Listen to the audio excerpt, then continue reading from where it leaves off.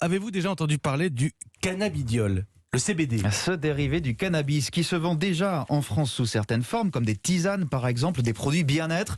Vous avez peut-être vu fleurir, c'est le cas de le dire, ces sortes de coffee shop à la française. Et c'est notre dossier aujourd'hui. Bonjour Justin Morin. Bonjour. Un rapport parlementaire préconise une réglementation de ce marché qui pourrait rapporter gros, très gros. Déjà le CBD, précisément, qu'est-ce que c'est? Alors le CBD, c'est une molécule contenue dans la plante de cannabis. Utilisée en tisane par exemple, elle a un effet relaxant musculaire, elle peut soulager des pathologies comme de l'arthrose ou des insomnies.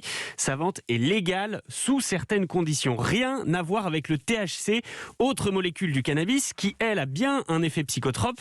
C'est ce THC qui a un effet planant, recherché par les consommateurs de cannabis. Sa vente est interdite en France. Alors Justin, que recommande ce rapport parlementaire? Il pousse le gouvernement à autoriser la production naturelle de CBD. Aujourd'hui, c'est interdit, ce qui fait qu'en France, la molécule est exclusivement produite en laboratoire ou alors ses fleurs sont importées depuis l'étranger, ce qui fait qu'on passe à côté d'un marché énorme. Selon le rapport, cette filière CBD, de sa production dans les champs français à sa transformation, ça représente 1 à 3 milliards d'euros avec des milliers d'emplois à la clé.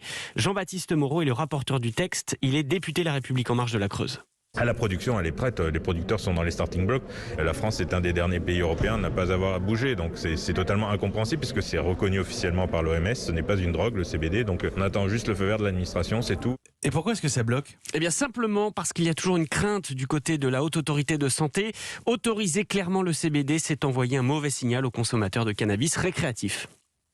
Dans la boutique, on découvre à peine l'odeur des meubles neufs. Depuis son ouverture il y a tout juste 2 mois, Clément y achète chaque semaine 1 à 5 grammes de fleurs de CBD. Elles viennent du Luxembourg, saveur royalties. Je le vaporise et parfois des infusions. Moi je l'ai pris surtout pour l'effet anxiolytique. Ça m'aide un peu à dormir, ça m'aide un petit peu à réfléchir. Infusion, huile, crème pour les mains, barres chocolatées, des produits pour tous les goûts et pour tous les âges. Parmi les habitués, une retraitée venue acheter 4 paquets de tisane pour ses amis.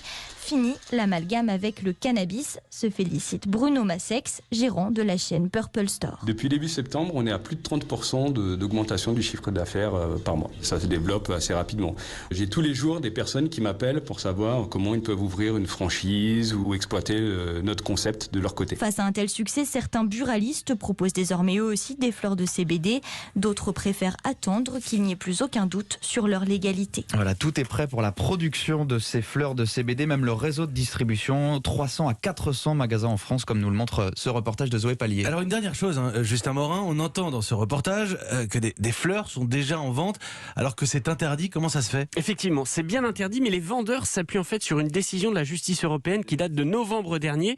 Dans son arrêté, elle rappelle que le CBD n'est pas une drogue, que ces fleurs doivent être librement commercialisées. L'État français va donc bien devoir se mettre en conformité dans les prochains mois avec le droit européen. Faut-il légaliser la production naturelle de cannabidiol en France? Dossier de la rédaction signé Justin Morin.